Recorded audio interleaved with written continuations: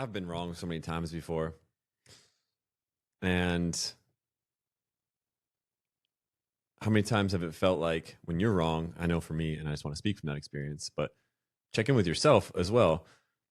Like it just feels like a defeat. Like you don't want to continue arguing, but at the same time you even more so don't want to give up the fight as to whatever it is that you're defending because there's a fear of being wrong. And we tend to do this the most with loved ones, especially places where we care.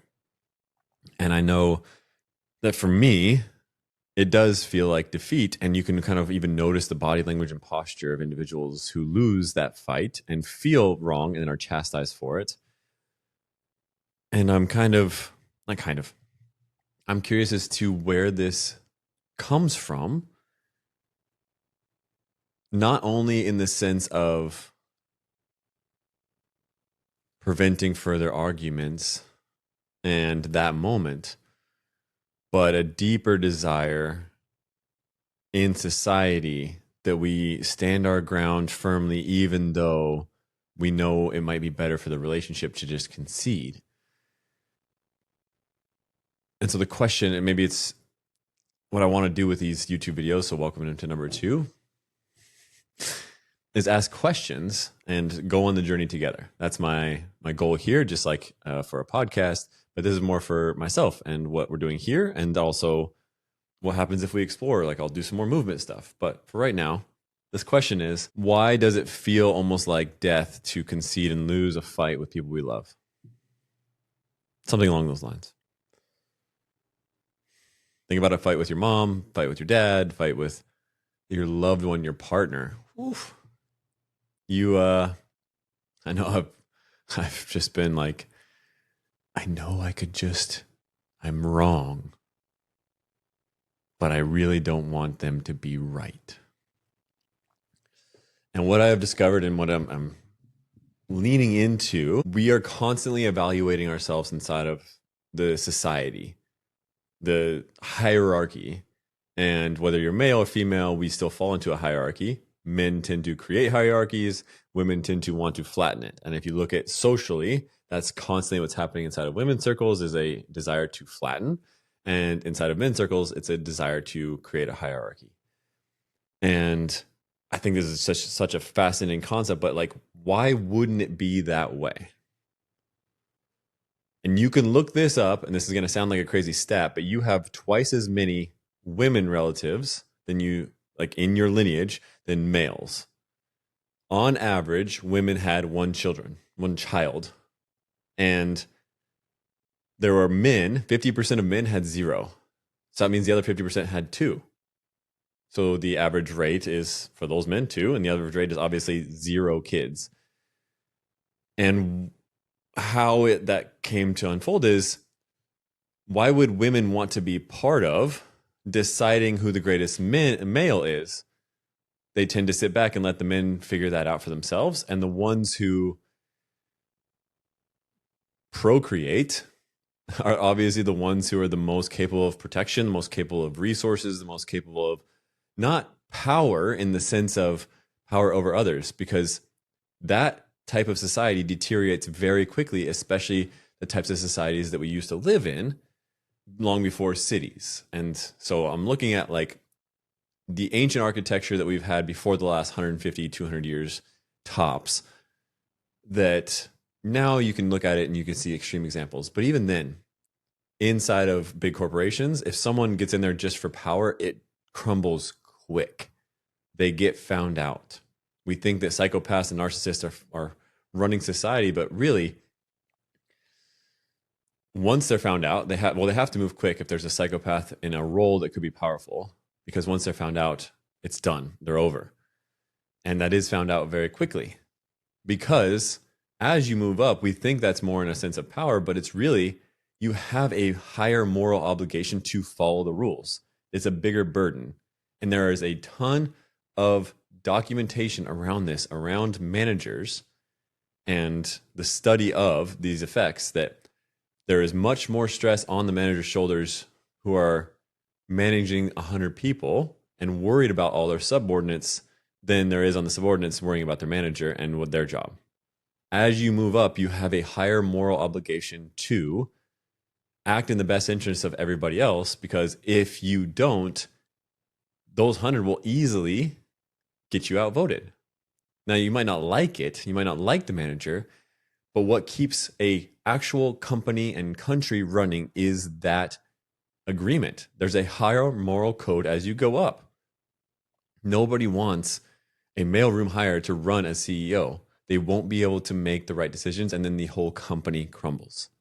So that's a natural hierarchy. And yes, it can be corrupted by people who want power, but those ones, again, crumble quickly. So as men naturally do so, you can watch this in sports pickup games, at basketball, at the park.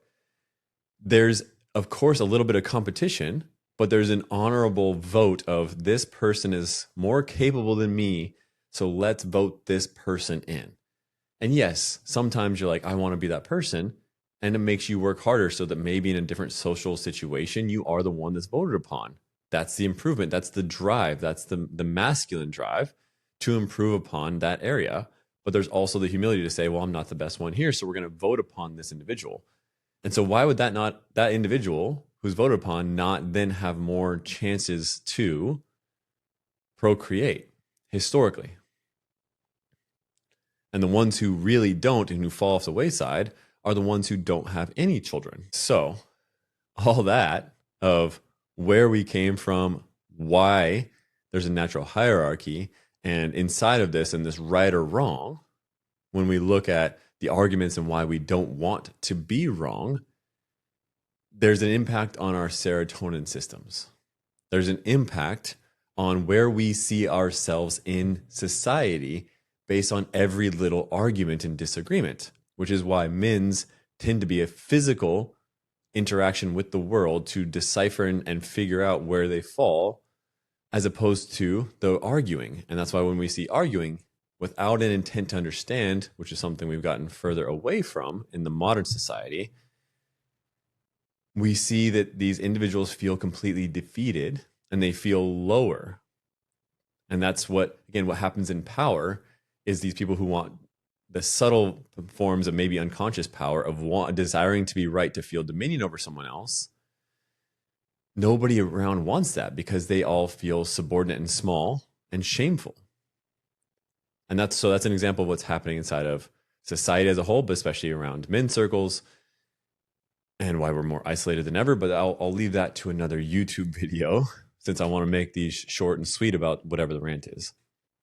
So coming back to this question, when we feel defeated and we're wrong, and there is someone who potentially is using that for power, or we misinterpret it because we see that as a grab for power when it's something we desired, we get shameful, we get rejected, because that does lower our status in society, which is so hardwired into our brain that we do think that we're going to get less opportunities to be able to procreate, for example, if we're trying to impress women, which is one of the original sins, right? It's like going back to flattening the hierarchy. Let's make sure we can take care of everybody. Eve wants to take care of the snake. And Adam saying, whatever you want. That first sin is trying to think that they can give and sacrifice themselves to impress women. It's just hardwired into our DNA sometimes. But when we feel defeated, and this is now opening it up from not just only men and women, so that way we can look at it from a dynamic of interpersonal relationships, so friendships, romantic relationships, as well as parent and child. If we feel defeated and we are constantly feeling defeated and we feel that wrong, it feels like death, because there's a chance that we actually might not survive, or our offspring might not survive. Our serotonin system crashes and we feel the defeat in our body as physical pain. It's very uncomfortable. It's one of the lowest frequencies of emotion. It's not to say it's bad, because we are the only beings capable of also witnessing this and being able to overcome it. But it's a very uncomfortable sensation. So that's why we're so scared to lose a fight. Because if we lose one, it's not a big deal. But if we are constantly losing them, because we do need to lose, but if we are constantly losing them, then we continually see our place in society get lower and lower and lower and lower to the point of depression, because it's like, where's my value? Where do I belong in this society? Do I even belong? And it's a scary feeling. It's a harsh feeling. And every win is a huge dump of serotonin, this motivating long-term reward chemical system that you're doing right. And again, that serotonin uptake in that molecule actually sees you as moving upwards in society, as having more status, as again, being someone of worth. Whether you want to see that as power, I don't believe it's actually power. People can abuse that and it gets quickly sought out. So I will leave that to the table, but I'm going to keep reinforcing it's not power. It's that everybody wants to be of value, especially to the people you love and care for. So when you're constantly walking around feeling like you're wrong around people you love and care for, do you think that's really the best version of you? And understandably so, of why we don't want to be wrong. So what's the antidote? It's a problem. That's a long way of getting to the problem. A dog hair. That's a problem. And I see this play out. And what sparked this today is me having a discussion with someone this morning and saying over and over again, like, hey, this is just, I notice your energy around this particular person is different from when I asked you about it a week ago. And they got defensive and said, it's just because I'm exhausted today. I said, no, it's not that. There's something different. I'm not saying it's bad.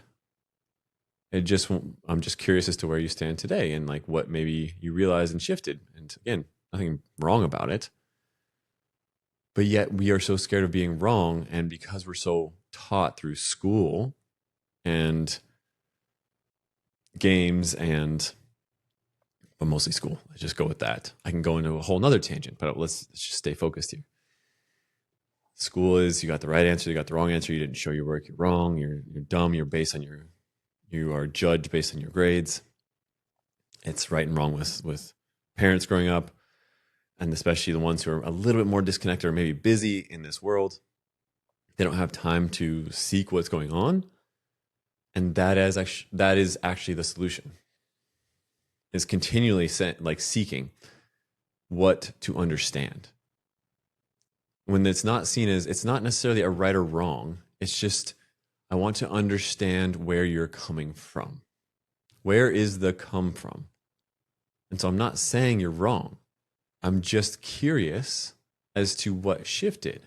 And again, it's not bad. And in this exact situation, I said, it's not bad, it's not wrong. I just noticed that it's different. And I said that about 5, 6, 7 times maybe, as I was just being curious, the same way I'm saying it here. But yet it was still being met until eventually he said, oh, like it's not bad that you're saying. I was like, yeah, I've been saying that a few times and it's okay. But they didn't even hear me say that because it's so hardwired for us to not feel defeated.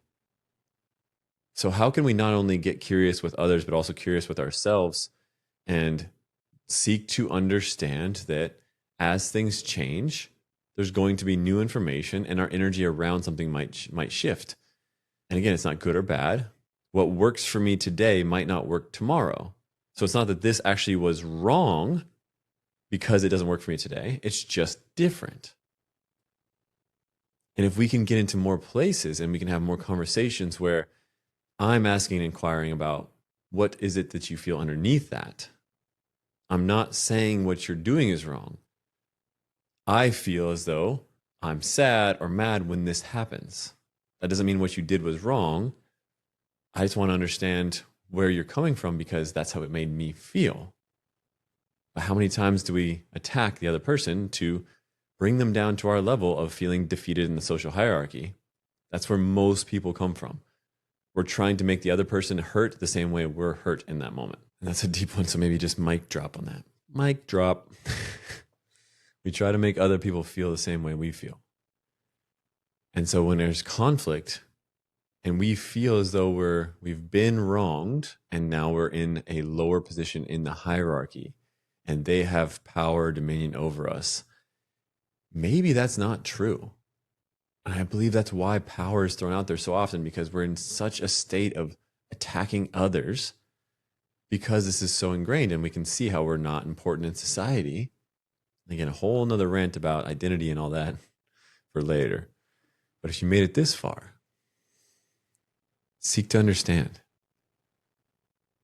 There's going to be things that work better, and there's going to be things that work worse. And there's going to be times in which the thing that works worse today is actually the better thing tomorrow.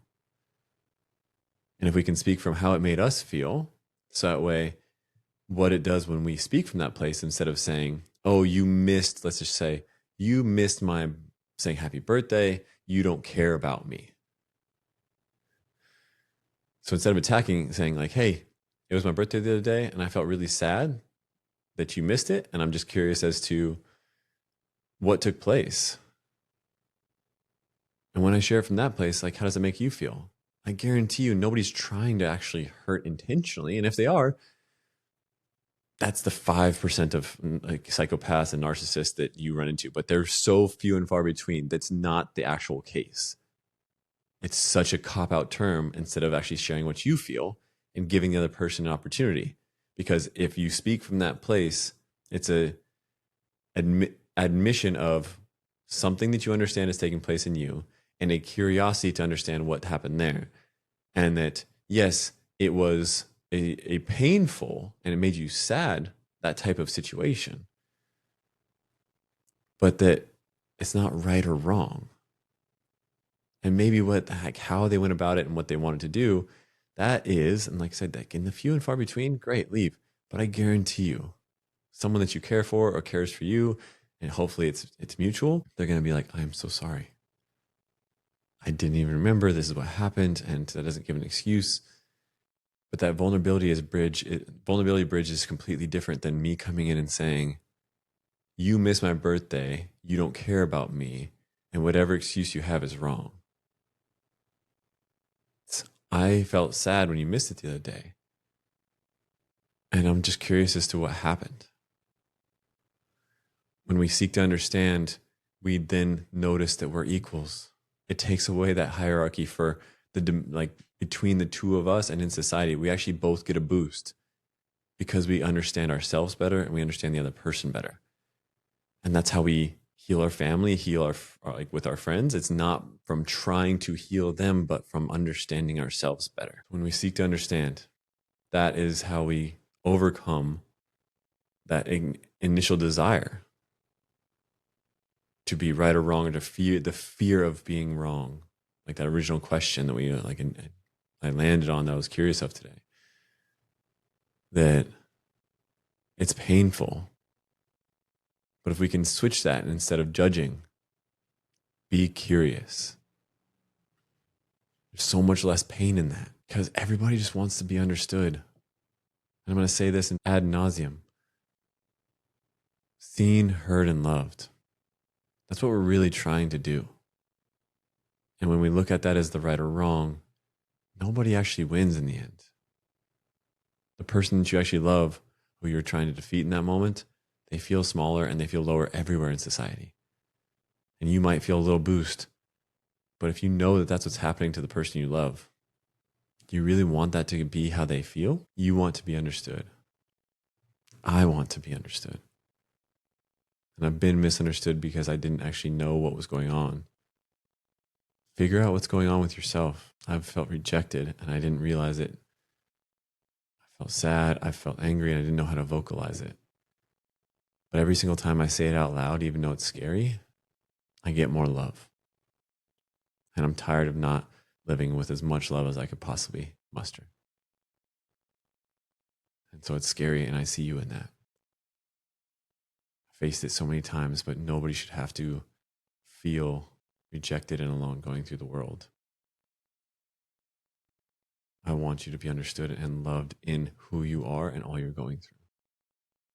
So get in more places and get more curious. Notice how your world changes when you do.